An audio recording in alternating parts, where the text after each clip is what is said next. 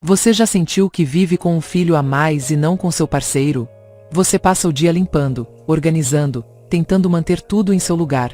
E assim que ele chega, todo esse esforço desmorona como um castelo de cartas. Sapatos na sala, roupa suja em qualquer canto, pratos por toda parte. E o pior, quando você reclama, é a exagerada. Se isso soa familiar para você, fica aqui, porque neste vídeo vou compartilhar 10 dicas que podem te ajudar a manter a ordem e a limpeza da sua casa, mesmo tendo um marido bagunceiro. Não é mágica, é estratégia. Mas antes, não se esqueça de se inscrever no canal, dar um like no vídeo e comentar se o seu marido é organizado ou desorganizado. Primeiro, aceite que você não vai mudá-lo completamente. Isso não se trata de transformá-lo na Marie Kondo. Trata-se de encontrar maneiras realistas de conviver sem que a casa se transforme em um caos permanente. Dica 1. Defina zonas intocáveis. Existem lugares que simplesmente não podem se tornar território do caos. São aqueles espaços onde você precisa de funcionalidade, paz e limpeza, sim ou sim. Porque não é a mesma coisa ver roupa jogada no quarto do que encontrar pratos sujos na cozinha quando você mal está acordando, ou entrar no banheiro e sentir que está entrando em uma guerra pós-apocalíptica. Existem cantos da casa que precisam ser intocáveis. Não porque você seja maníaca, mas porque é necessário para sua saúde mental. Não se trata de impor isso como uma ordem militar, mas sim de sentar e conversar com ele, explicando claramente por que essas zonas são importantes para você. Que ele entenda que a cozinha, por exemplo, é um lugar onde se prepara a comida de ambos, e que deixar coisas jogadas ali não é só bagunça, é também uma falta de cuidado. Que o banheiro limpo não é luxo, é dignidade. Que o seu cantinho de trabalho ou seu espaço pessoal não pode ser invadido pela roupa suja dele ou pelas chaves que ele joga por aí. Quando você marca esses espaços como zonas de respeito, não está punindo, está orientando. Você está dizendo: aqui eu preciso respirar, aqui não me coloque mais peso do que já tenho sobre mim. E se ele realmente quer conviver com você de uma forma mais harmoniosa, ele vai entender. Talvez ele não faça perfeito no começo, talvez se esqueça, mas se o limite estiver claro, ele vai se incorporando aos poucos. Porque os limites, embora às vezes difíceis, também são uma forma de amor. Essas zonas intocáveis não são negociáveis. São seu refúgio. E se tem algo que você merece dentro do caos do dia a dia, é pelo menos ter certos lugares onde você não precise estar o tempo todo apagando incêndios alheios. Quando essas zonas são respeitadas, todo o resto se torna mais fácil de lidar. Não é perfeição, é sobrevivência emocional. Dica 2. Crie zonas de desordem. Parece contraintuitivo, eu sei. Como permitir a desordem pode ajudar na ordem. Mas numa convivência real, com um parceiro que simplesmente não tem essa necessidade natural de ter tudo em seu lugar, às vezes a melhor solução não é eliminar o caos, mas contê-lo. Canalizá-lo. Redirecioná-lo para um único espaço onde não te afete cada vez que você passar por ali. Você não pode apagar todos os incêndios ao mesmo tempo, então crie um cantinho onde esse fogo possa arder tranquilo, sem te queimar. Isso não significa se resignar ou desistir. Significa escolher com inteligência. Se ele tende a chegar e jogar a roupa no sofá, então coloque um cesto bonito, visível, bem ao lado do sofá. Se ele gosta de deixar suas chaves, fones, carteira e tudo o que carrega na mesa de jantar, coloque uma bandeja, uma caixinha ou um cesto onde tudo isso vá parar. Esse lugar não precisa ser bonito nem organizado, precisa ser funcional. Precisa cumprir o único propósito de concentrar a desordem em um só ponto. A chave é que esse espaço de caos permitido não invada sua paz visual nem sua circulação. Que não se espalhe para outras áreas, que não contamine a casa inteira. É como dizer para uma planta rebelde: você pode crescer, mas neste vaso.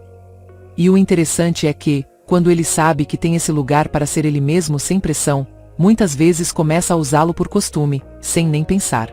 Porque não se sente julgado. Porque não se sente obrigado.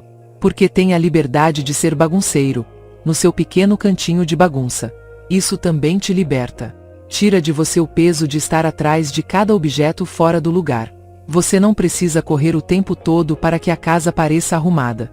Você sabe que a bagunça está ali, contida, limitada. E que, se algum dia você não aguentar mais, simplesmente fecha a porta ou desvia o olhar. Ela não te invade. Não entra na sua pele.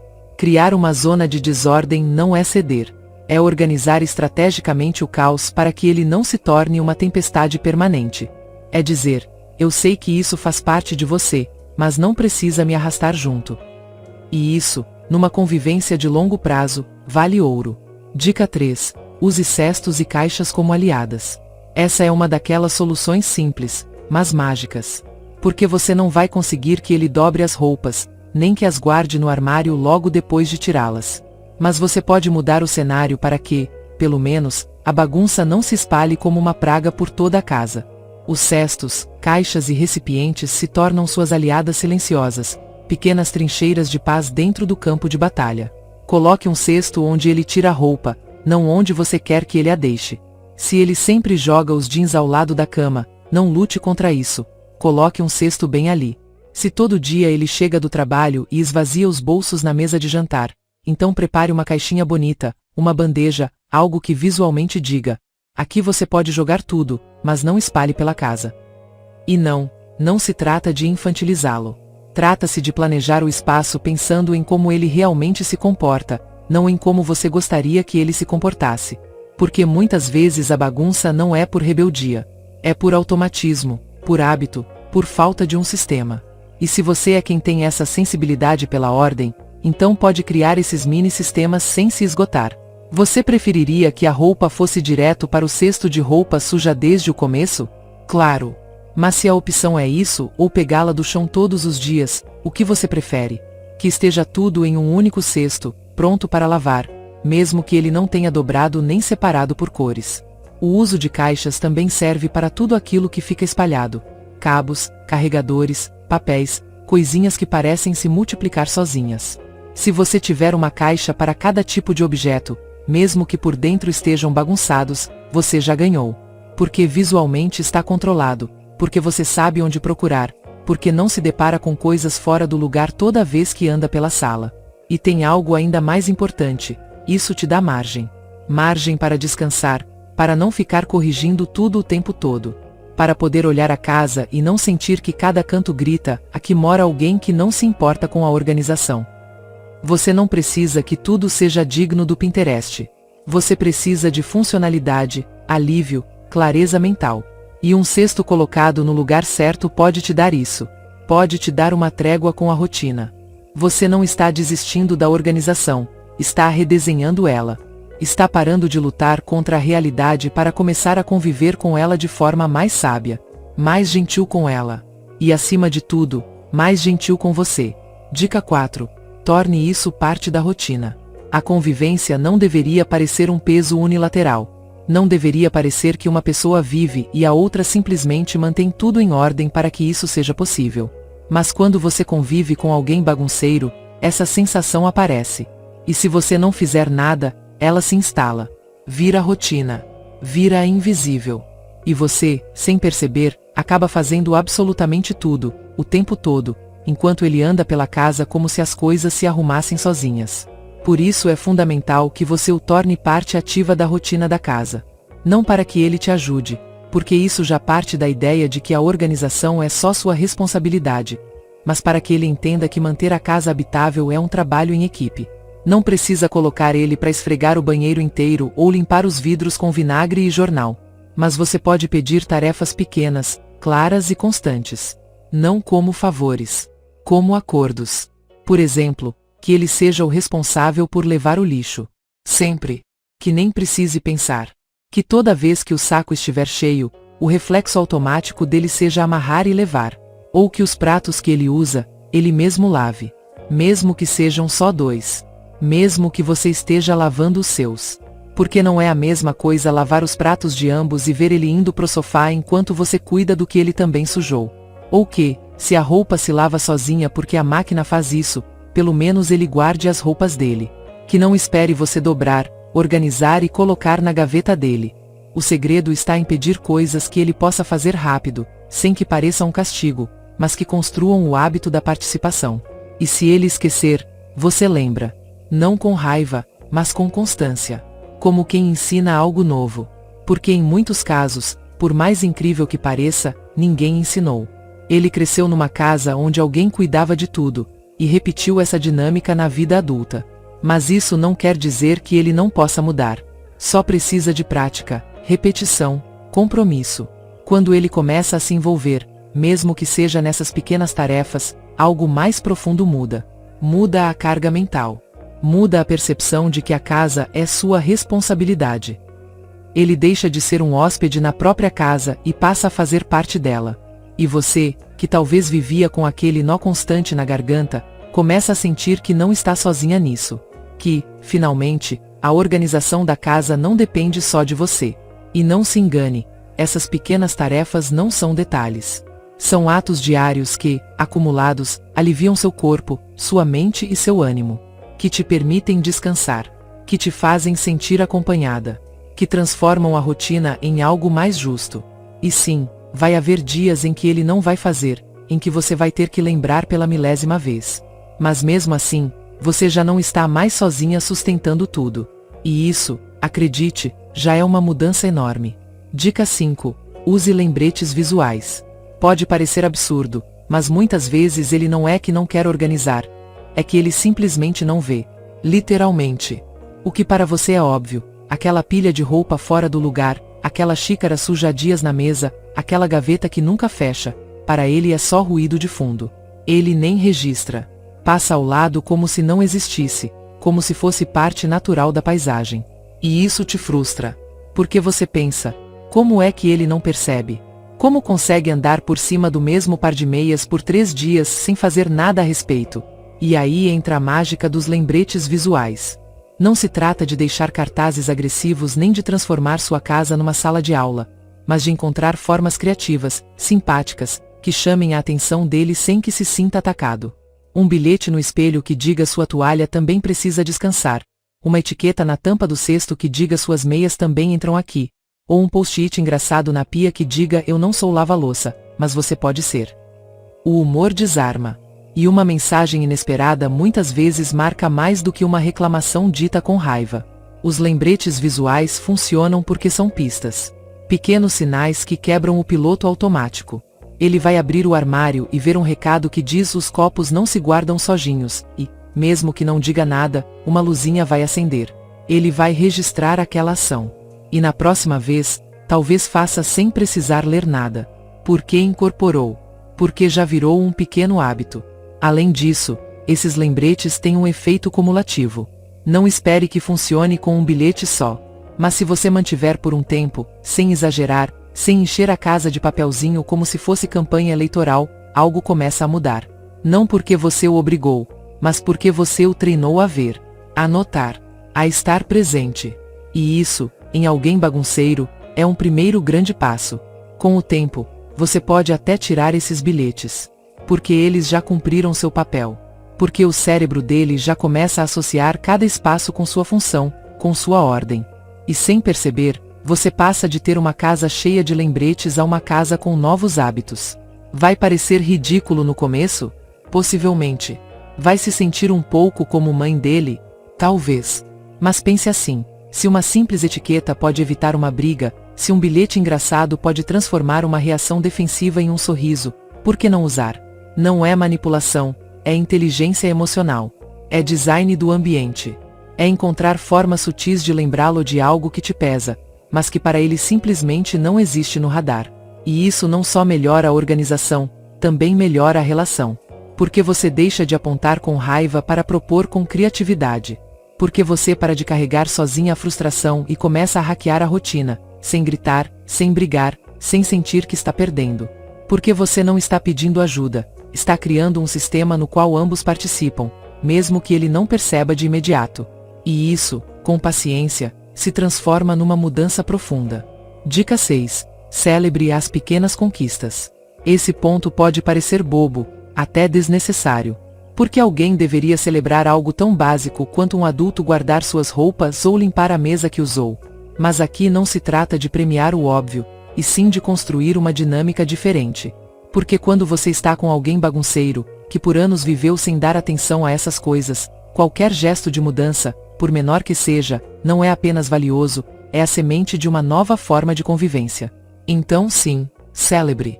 Não como se ele fosse uma criança que finalmente aprendeu a escovar os dentes, mas como faria com um parceiro que está tentando sair da sua zona de conforto. Obrigada por deixar a cozinha limpa. Me senti mais tranquila vale mais que 1000 reclamações acumuladas. Não se trata de exagerar nem de fingir entusiasmo. Trata-se de validar. De mostrar que aquele esforço não passou despercebido. Que não foi uma gota no oceano do caos, mas algo que teve um impacto real. Porque quando tudo o que ele recebe são críticas, mesmo que justificadas, ele se desconecta. Sente que tanto faz fazer ou não fazer. Que, não importa o que ele faça, sempre haverá algo mais que não cumpriu, algo mais que não fez do seu jeito. E é aí que ele desiste. Volta a deixar tudo como antes. Mas quando você percebe o gesto, comenta, agradece, nem que seja com um olhar, um sorriso, um comentário ao passar, ele registra. E talvez não diga nada, talvez menospreze, mas por dentro algo se acende. E esse algo, repetido com o tempo, pode incentivá-lo a fazer de novo. E de novo. E depois de forma automática. E atenção, não se trata de aplaudir o mínimo. Trata-se de reconhecer que, numa rotina onde a ordem muitas vezes pesa só para você, agora há outra presença ativa. Talvez não perfeita, talvez não constante, mas presente. E essa mudança, por menor que pareça, tem valor. Porque por trás desse gesto há intenção. Há uma decisão que antes não existia. E o que você reconhecer hoje pode ser o impulso para que ele repita amanhã. É um trabalho invisível, sutil. Mas funciona.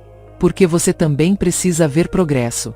Sentir que não está remando sozinha numa casa onde a bagunça te engole todos os dias. Celebrar o pequeno não é se resignar. É marcar o ritmo de uma mudança que, mesmo lenta, é real. E às vezes, no caos cotidiano, esses pequenos gestos são os únicos que sustentam sua paciência. Dica 7. Tenham um dia fixo para limpar juntos. Há algo poderoso na rotina.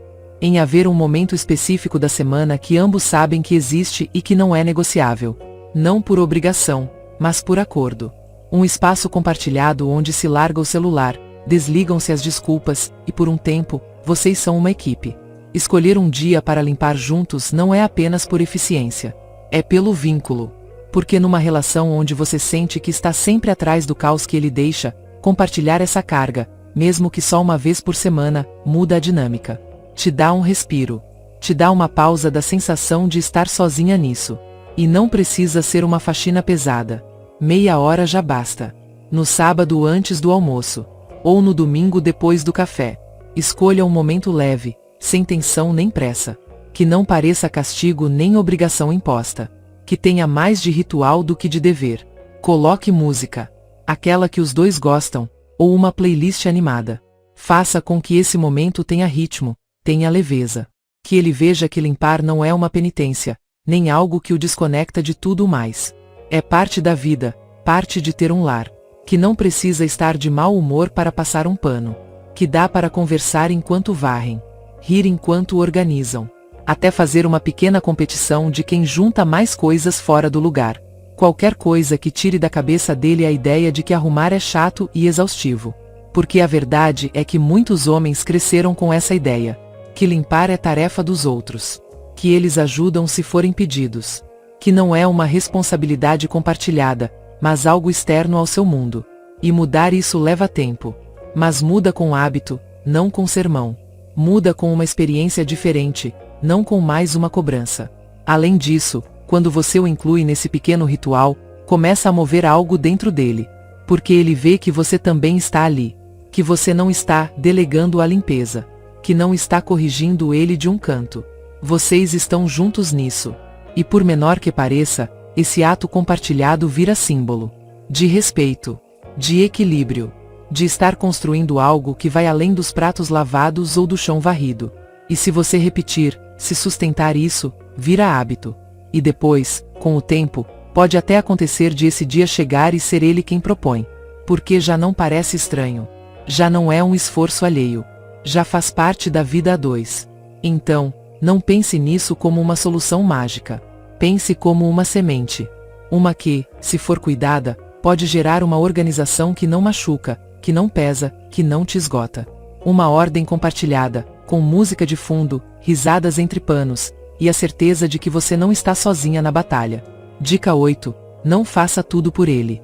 Aqui está a chave. Não é seu trabalho ser a encarregada de consertar tudo o que ele deixa para trás. Sim, é tentador. É muito mais fácil tomar o controle e começar a organizar tudo, especialmente quando a bagunça parece tão grande e sufocante. Mas se for sempre você quem organiza, quem arruma o que ele largou, quem volta a colocar no lugar o que ele nem viu que saiu do lugar, então, a longo prazo, ele nunca vai sentir a necessidade de assumir responsabilidade pela própria bagunça. Vai simplesmente esperar que você faça. E embora pareça que você está economizando tempo e esforço, na verdade está atrasando o processo que ambos precisam passar para aprender a conviver de forma equilibrada. Se você é sempre quem resolve tudo, ele nunca vai aprender as consequências de não ser mais organizado. E sabe o que acontece quando não há consequências? Nada muda. O caos continua sendo algo alheio a ele. Ele vai se acostumando a ver as coisas se resolverem sem que ele mova um dedo. E é nesse momento que a frustração começa a se acumular em você, porque sente que não há igualdade na relação. Ao deixá-lo lidar com a própria bagunça, ver como as coisas ficam fora do lugar, como ele não consegue encontrar o que precisa porque não foi capaz de guardar no lugar certo, você está dando a ele uma oportunidade de refletir. Você não está punindo, não está esperando um pedido de desculpas por ele deixar tudo largado.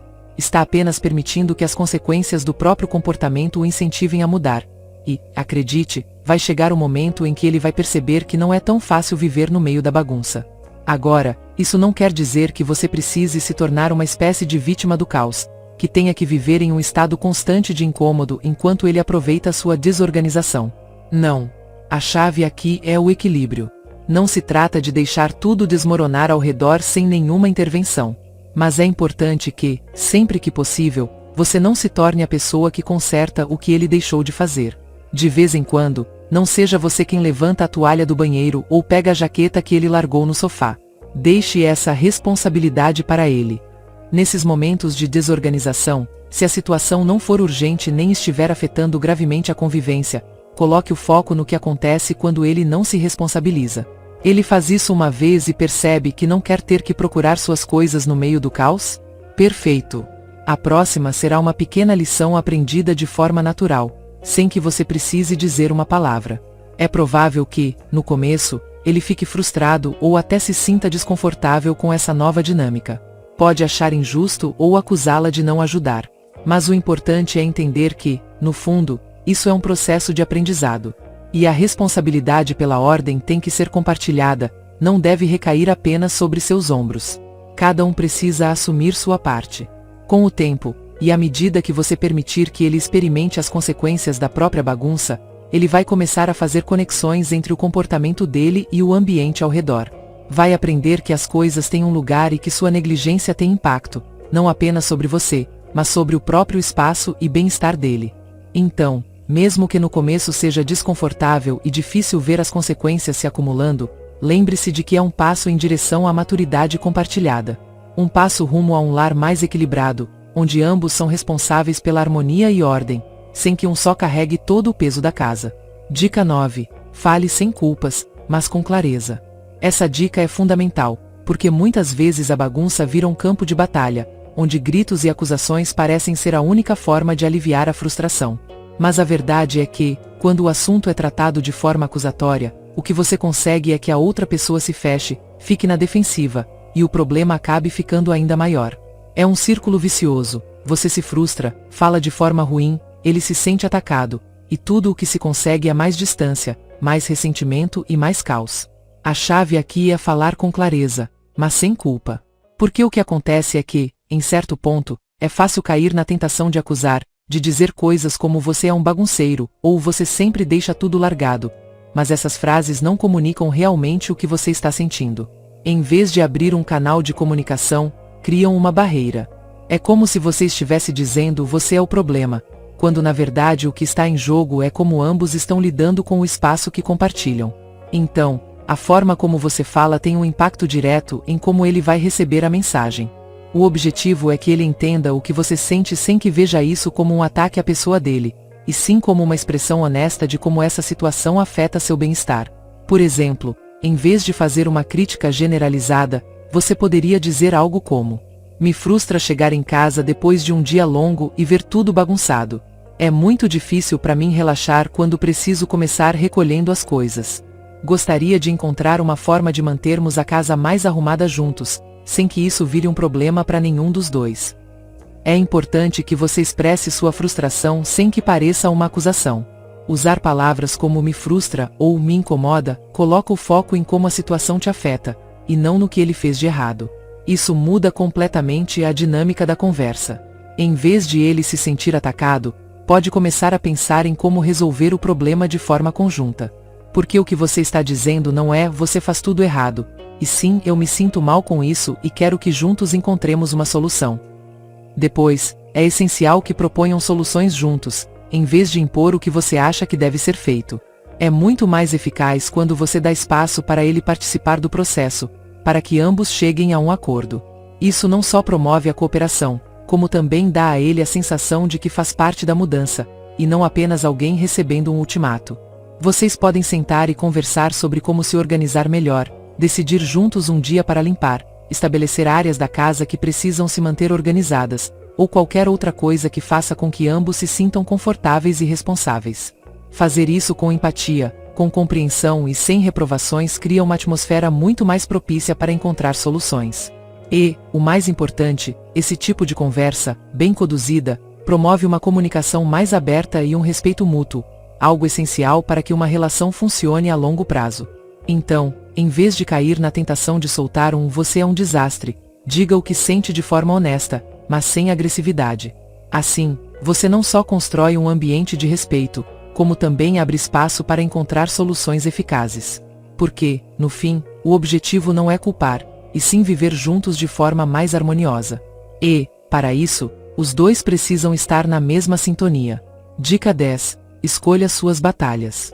Essa é uma dica que, embora pareça simples, tem um impacto profundo na convivência diária. A vida a dois não é um campo de batalha constante, embora às vezes possa parecer quando nos concentramos demais em pequenos detalhes que não têm tanta importância. Escolher suas batalhas é um lembrete de que nem tudo precisa ser perfeito, nem tudo precisa ser corrigido.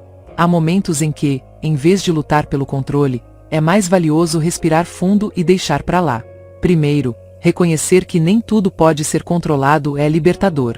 A realidade é que, por mais que você estabeleça regras, por mais que se esforce para organizar tudo ao seu redor, haverá coisas que vão escapar do seu controle. E tudo bem. Se nos concentrarmos em cada coisa que não está onde deveria, em cada peça de roupa fora do lugar, em cada prato deixado na mesa, a frustração vai crescer num ritmo insustentável. A casa não vai se transformar magicamente num lugar perfeito e organizado sem esforço constante, e provavelmente nem assim se tornará totalmente perfeita. É aí que entra a importância de priorizar a paz mental. Vale a pena brigar por um par de meias no chão quando você tem um relacionamento a cuidar? É realmente crucial que cada cantinho esteja impecável se o tempo que você passa com seu parceiro está sendo minado por discussões constantes sobre coisas pequenas. Às vezes, a paz que se ganha ao deixar esses detalhes passarem vale muito mais do que qualquer esforço para impor ordem em cada aspecto da casa. Escolher suas batalhas não significa abrir mão da organização, nem desistir da luta por um espaço arrumado. Significa apenas estar consciente do que é mais importante para você naquele momento, e o que, mesmo incomodando, pode esperar. Talvez uma roupa jogada no sofá não seja o ideal, mas se isso vai te custar uma discussão constante e a perda de momentos de qualidade juntos, talvez seja melhor deixar pra lá e focar no que realmente importa: a harmonia e a tranquilidade no lar. A verdadeira chave aqui é lembrar que a bagunça é temporária, mas a harmonia no relacionamento é o que realmente vai permanecer. Se estamos constantemente brigando por coisas que não importam, tudo o que conseguimos é criar tensões desnecessárias. E, no fim do dia, o que é realmente mais importante? Ter uma casa impecável ou um espaço onde ambos se sintam confortáveis, felizes e apoiados? Se a resposta for a segunda opção, então escolher suas batalhas significa saber quando soltar um pouco o controle e aproveitar os momentos com a pessoa que você escolheu. Quando a relação está em paz, tudo fica mais leve. As pequenas coisas se tornam menos importantes, porque a conexão entre vocês está baseada no respeito e no amor, não nos detalhes da faxina. Nem tudo precisa estar perfeito para haver bem-estar. Às vezes, a melhor forma de cuidar da sua casa, do seu parceiro e da sua paz mental é saber quando deixar as coisas como estão. No final, a ordem exterior é apenas um reflexo do equilíbrio interior que vocês constroem juntos. Então, no fim das contas, escolha suas batalhas. Eu sei que algumas coisas vão ficar fora do lugar, mas a paz da sua mente e a tranquilidade do seu relacionamento valem muito mais do que a perfeição do lar. Ter um marido bagunceiro pode ser cansativo, sim. Mas com paciência, acordos e um pouco de criatividade, é possível manter a casa organizada sem chegar à beira de um colapso. Porque você merece viver em um espaço limpo, tranquilo, e que não te gere mais estresse do que você já tem. Se esse vídeo te ajudou, não esquece de deixar um like, se inscrever no canal e me contar nos comentários qual dessas dicas você vai colocar em prática primeiro. Nos vemos no próximo vídeo.